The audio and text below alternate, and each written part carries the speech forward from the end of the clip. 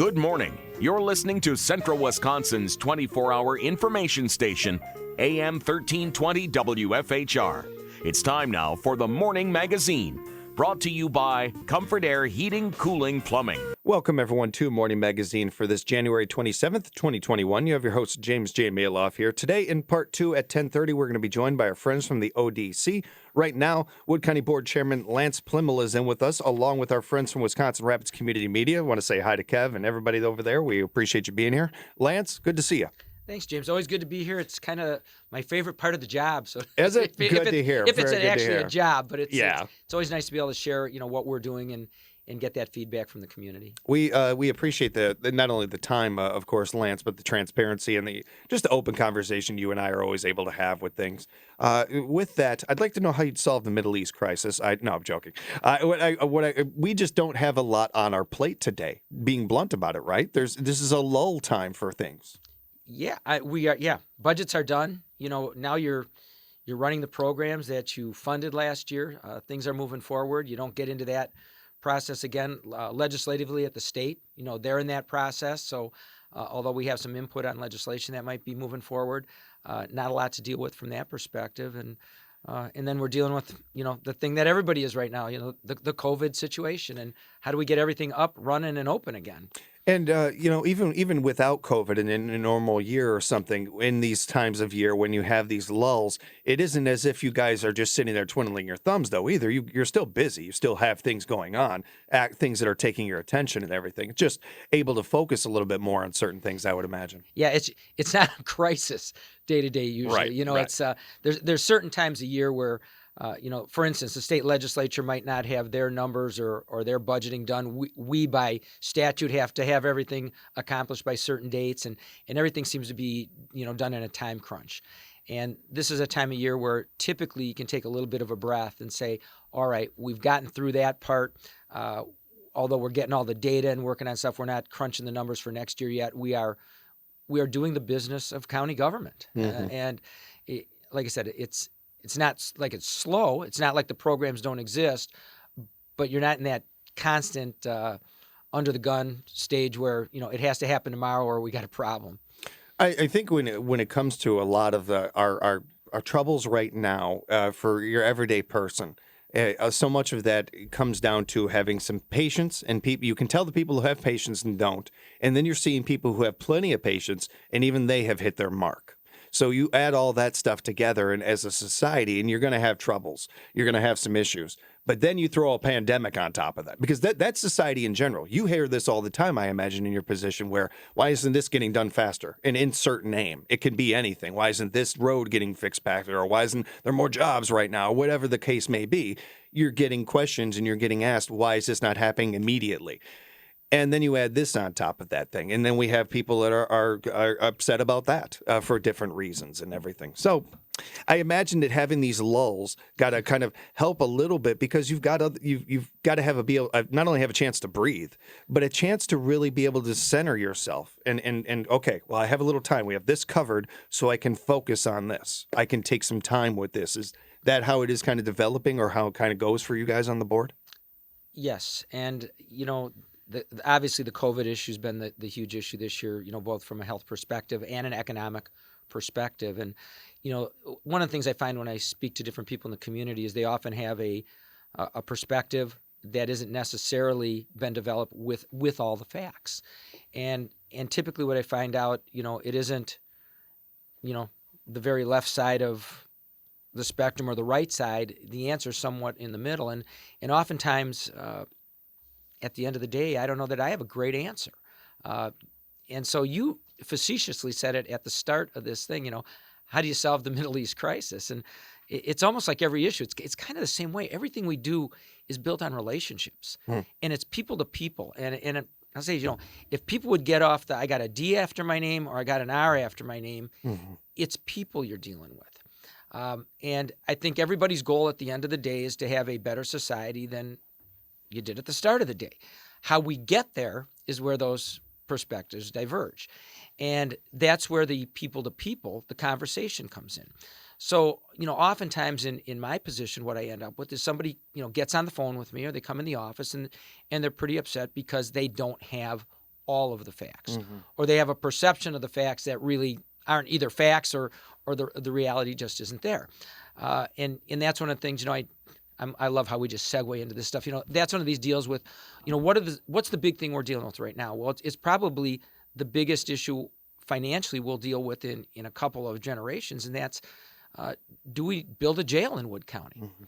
And, financially, you say, like you said, do I, and these are round numbers. When I say this, people out there, this is absolutely round numbers. Yeah. Do I spend $50 million or do I spend nothing? Well, everybody would say, generally speaking, I don't want to spend $50 million to build a jail. That doesn't make any sense. There's $50 million we could spend in other places. But you're not spending $50 million or zero. So that's where the conversation starts. There are cost updates, renovations, repairs that need to be done to a 50-year-old facility, on top of the fact that there's statutory requirements that have come along over the years that require different ways to monitor, to staff those jails. So it's not 50 or zero. Is it 50 or 30? Is it 50 or 20? What's the staffing cost if you go to a different design? What's in this, this goes across everything we're doing right now, the mental health perspective. And I'm not talking of the people we have incarcerated necessarily, but of staff. The training, the recruitment, the retention, all of those things, insurance costs, cost to transport prisoners right now. So we're trying to get a really good perspective of what that difference would actually be, what the cost to the taxpayer would be. In other words, how would that affect your property tax bill every year? I think that generally speaking, if you said to everybody in the community, we got to do that, and it's not going to cost us anything on an annual basis, let's get her done. Sure. If it's going to cost me $1,000 a year, which it wouldn't, on my property tax bill, then I'm never going to do it. So we're in between those two ridiculous numbers. $10, I don't know. They'd probably go, we need to do that. There's other ramifications. Talking with Sheriff Becker about this a number of times on off air, and more I hear about it from you and other people in the community about it. It feels a little like I got my right tire. It is for at least a year now. I've been having to fill it up every couple of days. I've been needing to get new tires. I just haven't done it. And today I'm finally getting new tires. Like eventually you're going to have to get new tires. Eventually we're going to have to get a new jail. We're just filling that tire up over and over again here. So these costs, maybe it's not the 50, whatever odd number it is, something, right out the gate, but you are spending 20, 10 grand, whatever it is on repairs or these different things. And then we have the other part of this too, Lance, which I can't get past. And we, in a year where we're coming out of so many people, you've got, part of society saying defunding the police, part of society saying we need to re-educate. The one thing I think we should all be able to agree on is, one, our police forces are not going anywhere anytime soon. So we need to take care of that. We need to make sure that they are well taken care of. To keep our officers safe, that's why we're spending money on a jail. It's not just to make, the people incarcerated safer. It is to make our officers safer, to make their jobs easier, free them up more. Maybe being able to, especially as we go forward here and talking with them about, there's going to be it sounds like a lot of communities are going to have a new division in their police departments where they're focusing on mental health. So being able to free up more bodies so that they can do these jobs, these different tasks. It isn't, you can't sit there and point the finger and not have a solution. You got to have something where you're going with this. To say, I don't like this. Okay, well, what are you going to do about it? Yeah. Where do you want to go with this? You can't just sit there and point the finger. That's part of how you talk about people not having right information. Part of what we face every day here at the station is these QAnon things. These things that make no sense, have no logic behind them. They have a bunch of people pulling strings and people that are being puppeted, and you have to fight against that. These type of things that are not helpful. So when we talk about the jail, when we talk about any of these things, we have to look at this from a big picture perspective. Being too close to it is not going to help us right now. Yeah, everything we do is, you ask the question, what if, what then? Because there are other things that factor into this. And those are the kind of things that, we're trying to drill down and figure out what's best. If I knew that, for years we had a jail population in our county that was, 150 people. And everything I say is round numbers. And all of a sudden we jumped to 250. And we're shipping a large number of inmates to other jails. And financially, that's not a real bad situation. It's not terrible. but they're running out of capacity. And when they run out of capacity, I don't get to just open the doors and say, hey, society, here's everybody, because that doesn't work. Now, we do look at alternatives to incarceration, electronic monitoring, the old Huber programs.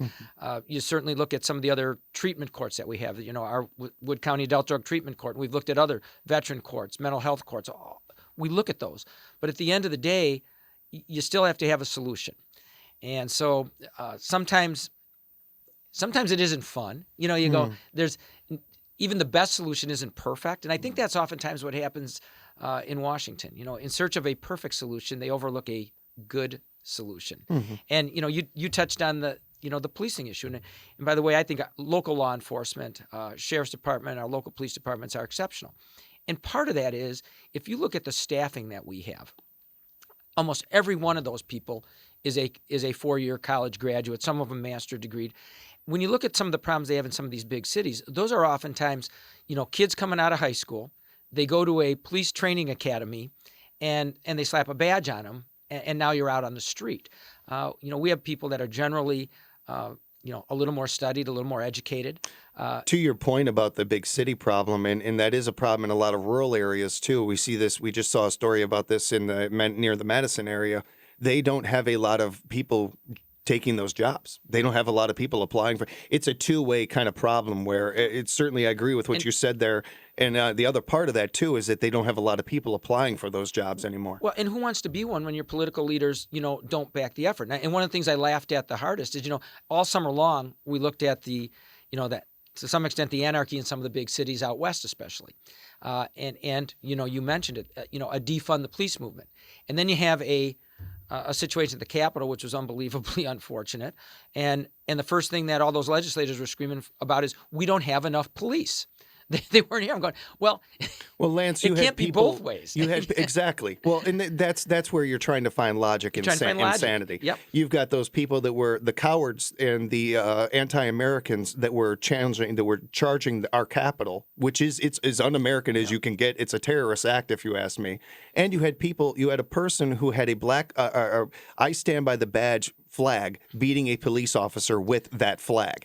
If you can't wrap your mind around the illogicalness of that, you can't have a conversation with that person. Yeah. It is hard to talk to that person. We are all right now trying to be better about listening to each other and being open-minded and all these things. We have to meet each other halfway, though. If you are dealing with that kind of illogical person, you're not going to be able to get a lot of facts into that brain. Absolutely. And, and that is the United States Capitol. One of the points that I was trying to make, you can't have, you need law enforcement. You need educated law enforcement. You need mental health case. But I don't think that any of those people that were sitting in Washington that day thought, maybe I ought to call a mental health professional in here to see if we can stop people from coming through the door. They shouldn't have been coming through the door. But the point is, there's a balance, and you need that. And I think, my point was, I think our law enforcement here has been balanced. They've done a great job. I applaud every one of those people out there in those fields. Yeah. And then at the same time, we look at mental health services within our jail, because we know that the people that are there, other than the crime they committed, usually have another problem of some type. Often it's a mental health issue. And if we can address that, we don't have them coming back through that revolving door. Yeah. People say to me, why would you educate people that are incarcerated? Well, if we already have programs, through our different educational institutions, and they can come to the jail, and we get them out of jail with a job instead of in their mind, their option is I commit another crime. That's beneficial to society. We talk about this all the time. Nothing's right or left, right or wrong. There's always a middle. Sheriff Becker and I really one of our first conversations was about this. Do you want, again, going back to people wanting solutions immediately, or do you want the things to be done right? Do you want to do it the right way, or do you want the quick solution? Quick solution. Oh, just lock everybody up that you don't like. Okay. Well, that creates the revolving door. That's the problem we've been in for a while here. I'm more interested in stopping that revolving door, and that's the way Sheriff Becker has approached this. Chief Melvin, Oliver, I could not agree with you more as far as the people that we have in these areas. In this area, we are very fortunate for that. We've got really top-notch people doing these things that also take a big picture perspective to this. How do I stop that revolving door? Shaking my finger at them and telling them, no, you've been bad and I put you away for 3 years, and then you get out and do the same dang thing? Or why did you do this? Do I just actually talk to that person, find out why they did that? That isn't treating them with kids' gloves. They're still going to pay for what they did. You're still going to do some time. Nobody's getting a slap on the wrist here or anything. It's why did you do what you do? It's asking the follow-up question. It's doing the hard thing. It's not just taking it on the surface and saying, you're bad, get out of here. If every one of us was treated that way, ain't none of us free. None of us are going to be that free. We've all done something. We've all done something wrong. We've all messed up, and we need to be able to learn from those mistakes and find out why we made those mistakes. There's certainly a line in the sand. Somebody that commits murder, it's a whole different ball game. But we're talking about other things here. We're talking about that revolving door of small crime and that sort of thing. The gray areas, and that's what we deal with. And that's when you talk. And jails are one issue, and mental health's another issue. Yeah. And everything we look at from a county perspective would fall into this. There's always the cheapest way to do something. But the cheapest way to do something today is not necessarily the least expensive over time. And so, I try to reduce everything to what I always call the lowest common denominator. It doesn't make sense to put new carpet in your house or new kitchen cabinets if the roof is leaking.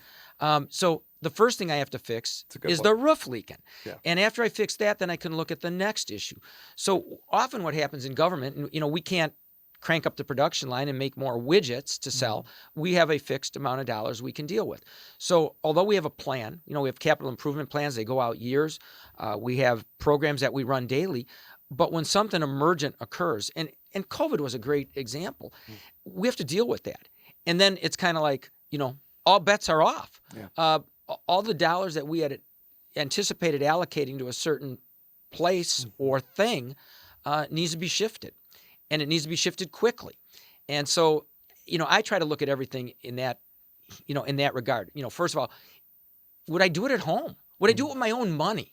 That's the first one. What's the return on investment, both short and long term? And then how do we balance that with, we know we have a community out there where a number of people have been extremely economically affected by the COVID situation. If you've lost your job, if both working parents, and a couple have lost their job. Yeah. We have kids that aren't in school.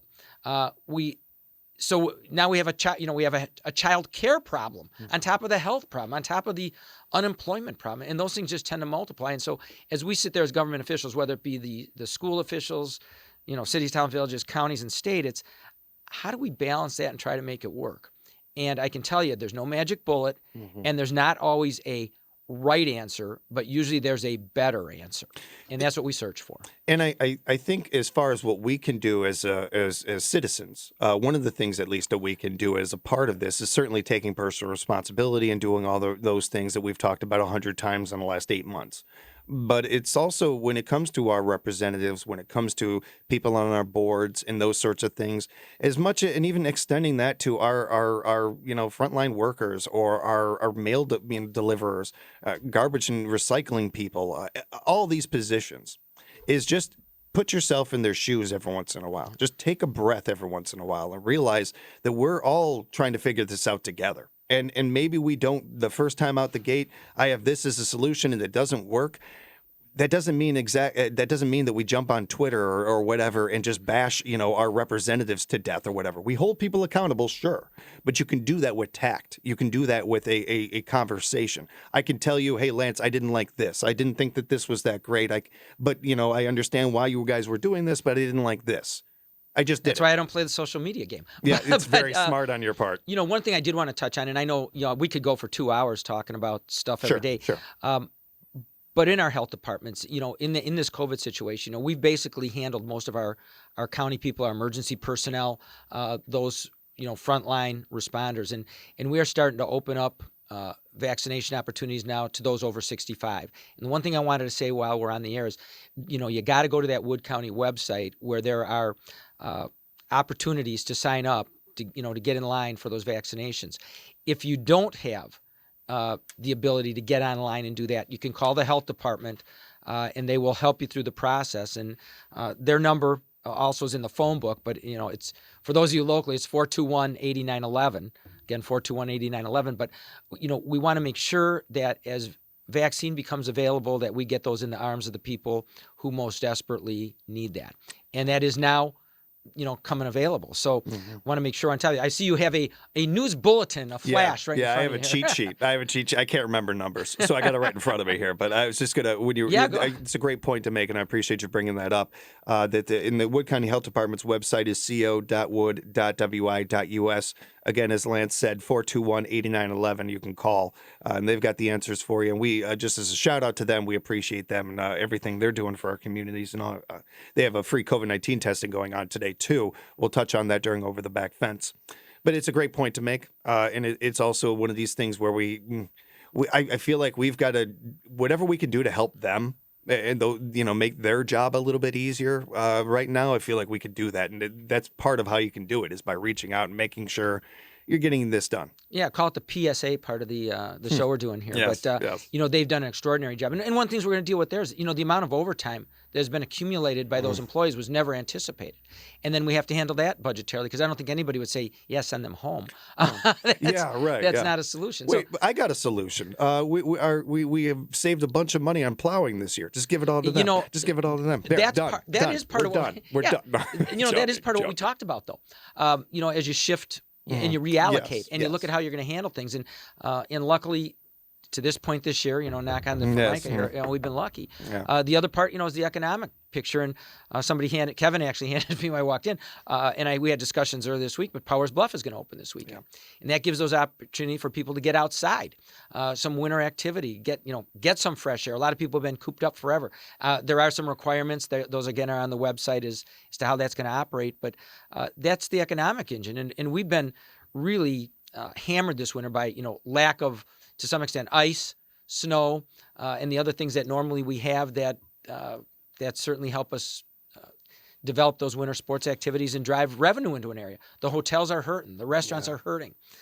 So, go when you can get out in a safe manner, patronize those places, follow the rules, but I don't care if you order out. Yeah. But, if you can help, because there are some people in our community who have not been affected financially by this at all. They may have lost a loved one. They've had people who've been afflicted, but financially they haven't been hurt. And those are the people we need to kind of step up and help participate. Yeah, and it's one of those win-win situations where these places, whether it is Powers Bluff or it's going to Misty's Menu or whatever it is, it's a win-win because you're getting something great out of it. You're supporting local. I mean, and you're enjoying yourself too. So it's a win-win kind of thing. Yeah, and we've been looked at around the state. People ask me from some of these other counties, county administrators, executives, how have you created that balance in Wood County where you haven't ordered everything closed? You managed to contain, the outbreak here to some extent. You have your schools open. And I would say, it's local control. It's letting those people on the ground who are experts ascertain where they are, what they can do, and how they're going to react.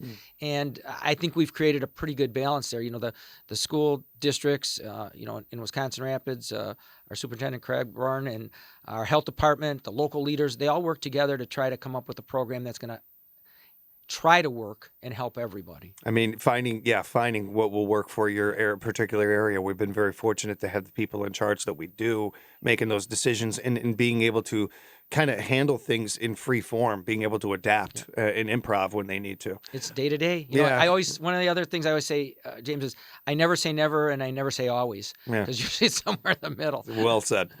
Van, it is always so much fun talking to you, Lance. We appreciate the time so much. Thank you very much, James. Always glad to be here. And we appreciate our friends over at Wisconsin Rapids Community Media. Kev, please say hi to Joe and everybody else over there for us. Good to see you guys. And again, thanks a lot for being with us, Lance. We'll talk again next month. We'll have a Wood County Board Chairman update with Lance next month at some point. Right now, we will have our friends from the ODC coming in part 2 of Morning Magazine, AM 1320, WFHR.